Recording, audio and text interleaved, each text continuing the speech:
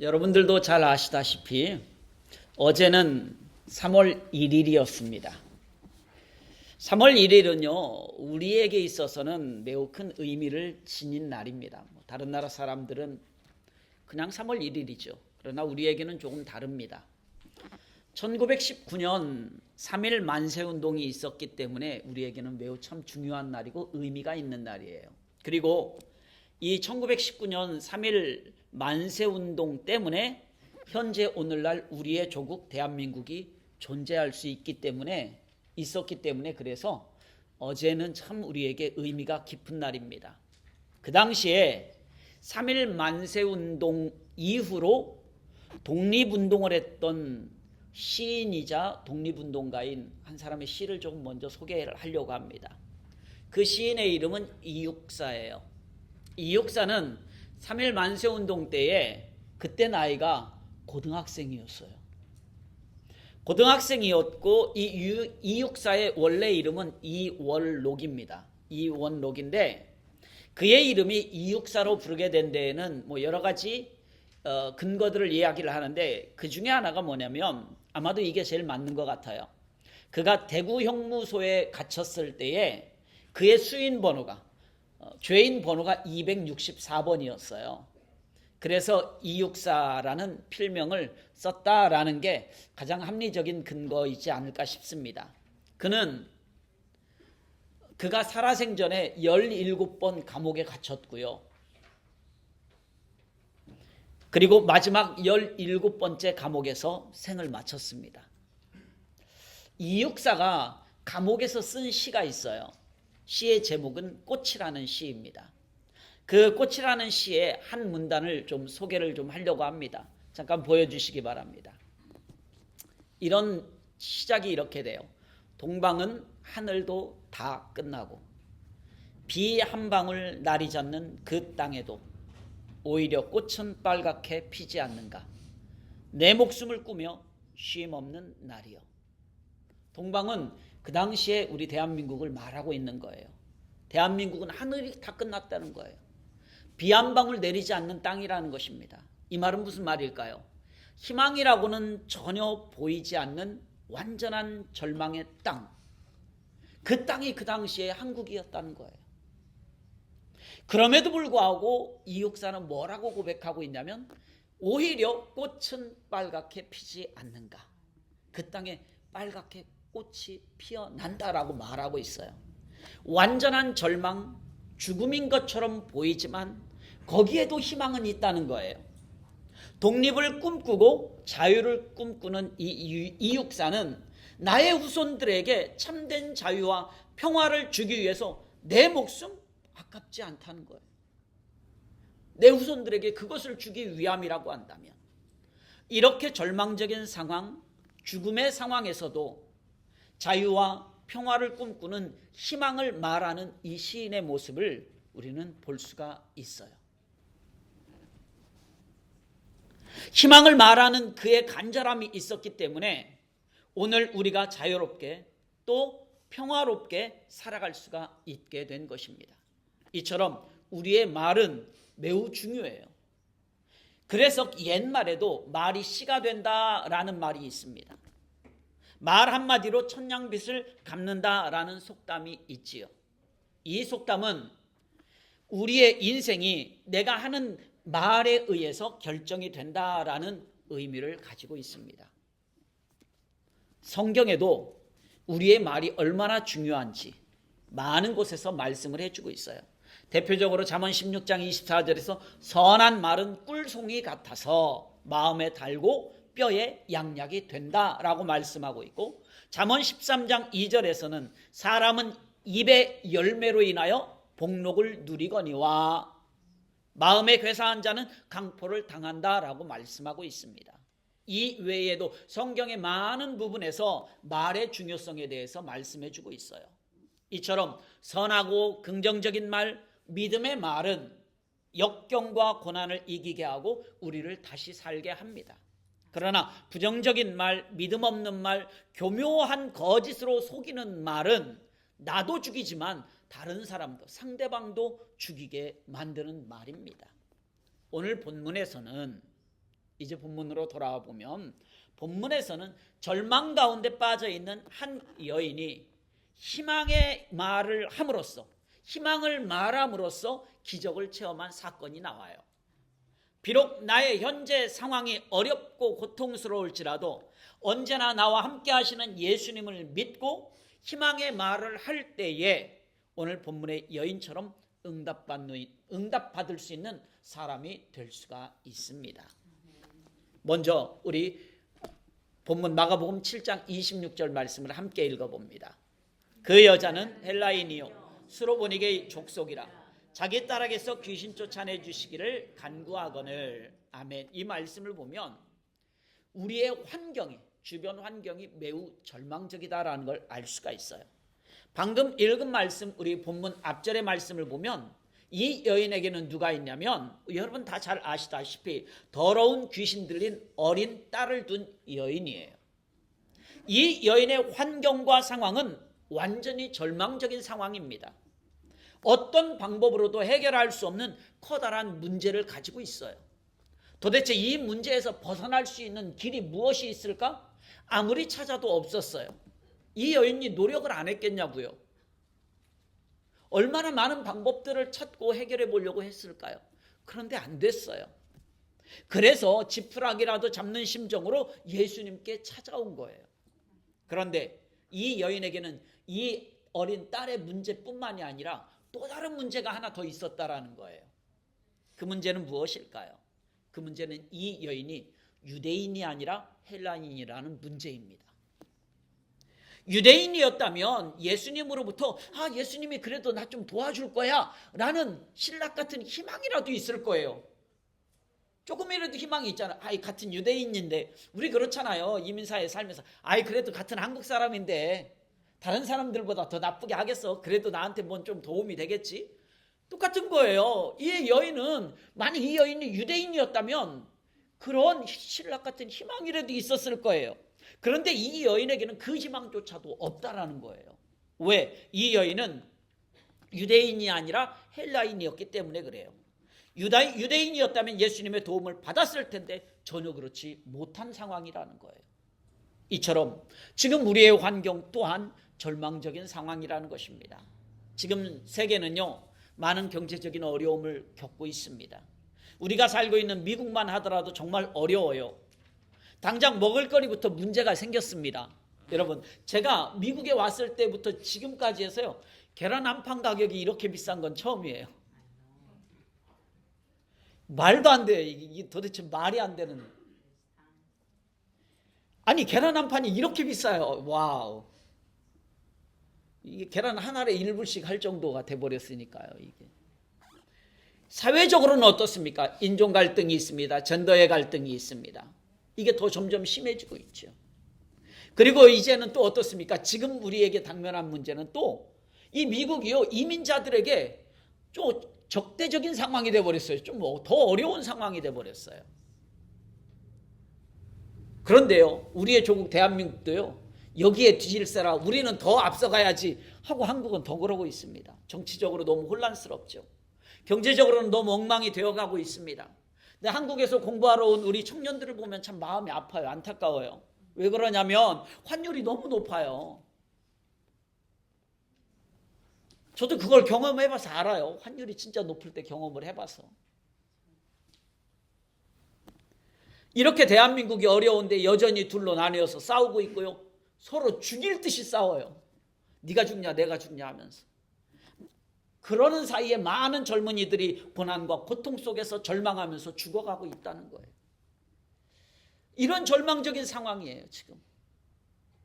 이처럼 지금 우리의 환경은 절망적인 상황이에요. 그렇다고 해서 나 역시, 나도 똑같이 절망적인 삶을 살아야 하느냐라는 질문을 우리는 할 수 있어야 된다는 거예요. 세상이 절망적인 상황이라고 해서 나도 역시 절망적으로 살아야 될까? 우리는 이 물음에 답을 해야 된다는 거예요. 세상이 변하고 사람이 변해도 결코 변하지 않는 것이 있습니다. 사람에 대해서. 그것은 무엇인가? 사람은 죄인이다 라는 거예요. 그리고 그 죄의 결과는 사망이라는 것입니다. 사도 바울은 로마서 3장에서 무엇이라고 말하면 모든 사람이 죄를 범했다. 또 로마서 6장에 가서는 그 죄의 대가는 죽음이다 라고 사도 바울은 말합니다. 그러면 다시 한번 질문을 해봅니다. 왜 우리의 환경이 절망적일까요? 우리가 죄인이기 때문에 그래요. 왜 우리의 환경이 절망적이냐? 인간이 죄인이기 때문에 그렇습니다. 인간은 이 절망을 벗어나려고 끊임없이 노력하지만 죄로 인해서 실패할 수밖에 없다는 거예요. 이 절망을 희망으로 바꿀 수가 없다는 거예요. 내 노력으로는. 여전히 우리는 내일 일을 전혀 알지 못하고 나 자신의 건강과 나 자신의 힘조차도 우리는 전혀 장담할 수 없기 때문에, 그럼에도 불구하고 어때요? 내 힘으로 뭔가 이룰 수 있다라고 하는, 이렇게 생각하면서 살잖아요. 그리고 내 힘으로 무엇인가 이룰 수 있어라는 희망을 가지고 살아가잖아요. 그런데 우리 스스로의 힘으로 이 절망에서 희망으로 바꿀 수 있느냐라는 거예요. 그럴 수 없다는 것입니다. 왜요? 우리는 죄인이기 때문에 그래요. 대표적으로 솔로몬 왕을 한번 보시기 바랍니다. 솔로몬 왕 역시 스스로 희망으로 바꿀 수 있다라고 생각을 했어요. 솔로몬 왕은 최고의 부유함과 건강함과 지혜로움을 가지고 살았던 사람이에요. 그러나 그는 스스로의 삶으로 인생을 절망에서 희망으로 바꿀 수 있을 거라고 했지만 그의 마지막에 깨달은 거예요. 아니다. 내 힘으로는 절망에서 희망으로 바꿀 수 있는 힘이 없다. 그의 노년에 사람의 노력과 수고로는 결코 절망을 희망으로 바꿀 수 없다라고 분명히 말하고 있습니다. 우리 전도서 1장 2절 말씀을 함께 읽어봅니다. 전도자가 이르되 헛되고 헛되며 헛되고 헛되니 모든 것이 헛되도다. 아멘. 솔로몬의 고백이에요. 그러니까 죄인인 우리가 내 힘으로 절망에서 희망으로 바꾸는 것은 불가능하다라는 거예요. 이것을 솔로몬이 고백하고 있어요.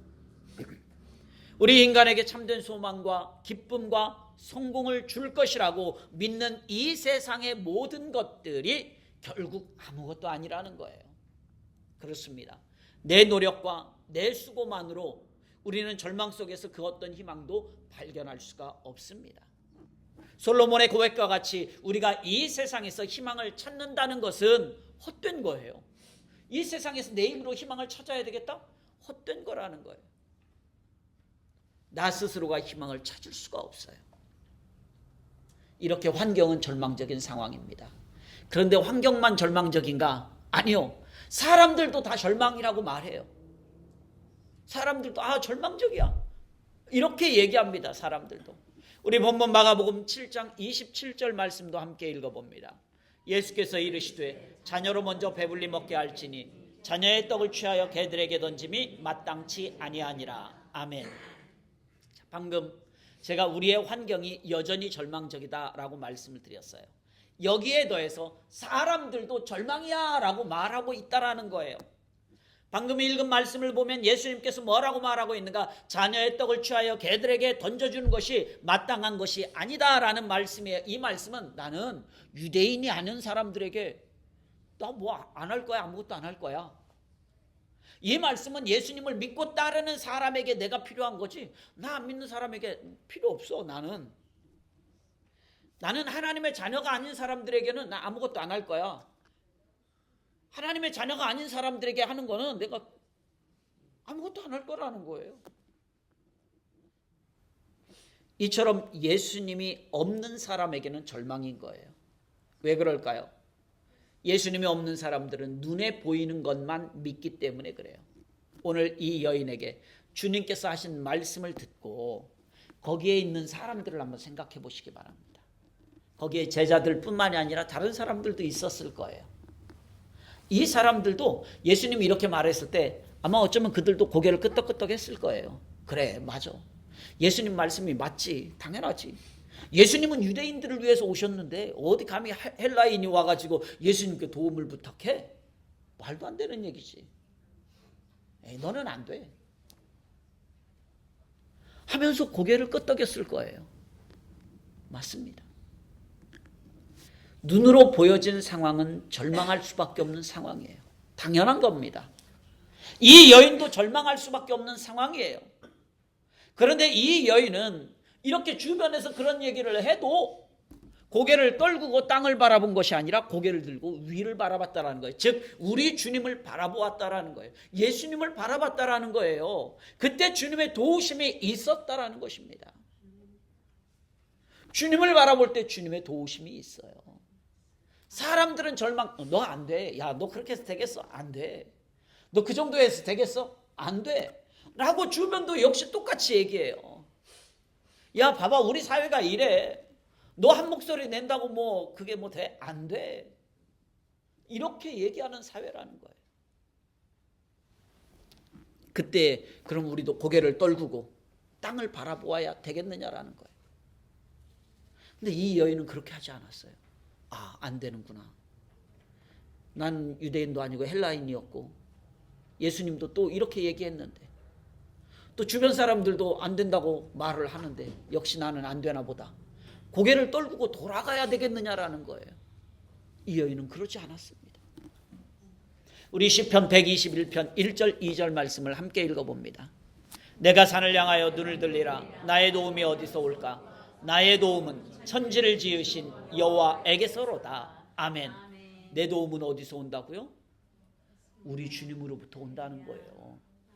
옆에 사람들이 안 돼 말하는 그 사람들에게서 도움이 오는 것이 아닙니다. 절망적인 이 환경에서 나에게 도움이 오는 것이 아니에요. 내 도움은 누구에게서 오는가? 하나님에게서 온다는 거예요. 이처럼 우리는요, 눈을 들어서 주님을 바라보면 주님께서 우리의 도움이 되십니다.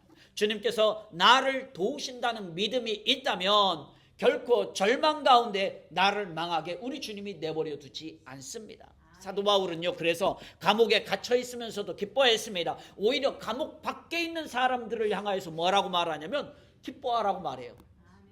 아니, 감옥에 있는 사람이 감옥 밖에 있는 사람 보고 기뻐하래. 뭐 이 말이 바뀌었잖아요. 얼마나 감옥 안에 있으면서도 기쁘면 밖에 있는 사람들 보고 기뻐하래요. 뿐만 아니라 사도 바울은 빌립보 감옥에 갇혀서 매를 맞고 피투성이가 되었어도 신라와 함께 하나님께 찬송과 기도를 했던 사람이에요. 이처럼 세상 사람들도 절망이라고 말을 하고 있어요. 그러나 우리는 무엇을 말해야 될까요? 우리는 희망을 말해야 되는 거예요. 그럼에도 불구하고 우리는 희망을 말해야 돼요. 예수님께서 이 여인에게 하신 말씀에 고개를 끄덕이면서 그래, 안 되는구나. 포기하면서 살아야 할까요? 이 여인이 그래, 안 되는구나. 나는 유대인도 아니지. 예수님도 안 된다고 말하지. 거기에 있는 제자들과 다른 사람들도 다 안 된다고 하지. 아유, 안 되는구나. 포기하고 돌아갔어야 되겠느냐라는 거예요. 여러분, 환경이 절망적이니까, 사람들도 절망이라고 말을 하니까 나도 절망이라고 말하고 포기해야 되겠느냐라는 거예요. 여러분 절망이라고 포기해야 되겠느냐라는 거예요. 여러분도 절망이라고 말하고 포기해야 되겠느냐라는 거예요. 아닙니다. 우리는 그때의 희망을 말할 수 있어야 되는 거예요. 우리 본문 마가복음 7장 28절 말씀을 함께 읽어봅니다. 여자가 대답하여 이르되 주여 올소이다마는 상 아래 개들도 아이들이 먹던 부스러기를 먹나이다. 아멘. 이 여인의 환경은 지금 어때요? 절망적이잖아요. 여기에 더해서 다른 사람들도 뭐라 그래요? 안 돼. 절망이라고 말하잖아요. 그런데 이 여인은 포기하지 않아요. 오히려 그 절망 가운데 희망을 말해요. 맞습니다, 주님. 절망이 맞습니다. 개가 맞습니다. 그런데 개들도 아이들이 먹던 부스러기 먹지 않습니까? 주님이 도와주시면 절망이 아니라 희망이 됩니다. 라고 말하고 있는 거예요.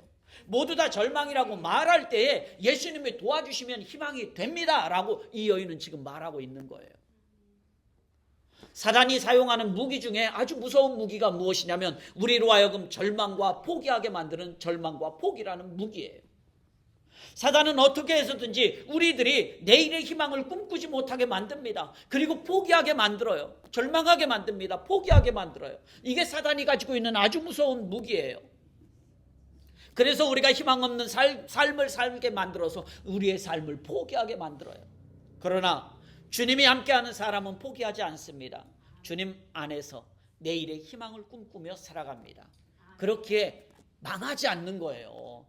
잠시 고난이 있을 수는 있어요. 그렇지만 망하지 않는다는 거예요. 배가 흔들릴 수는 있습니다. 그러나 파손되지는 않는다는 거예요.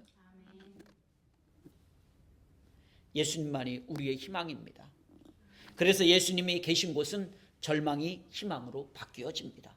죽음이 생명으로 바뀌어집니다. 세상은 절망이라고 말합니다. 사람들은 죽음이라고 말합니다. 그러나 예수님은 희망을 말씀합니다. 예수님은 생명을 말씀합니다. 달라요.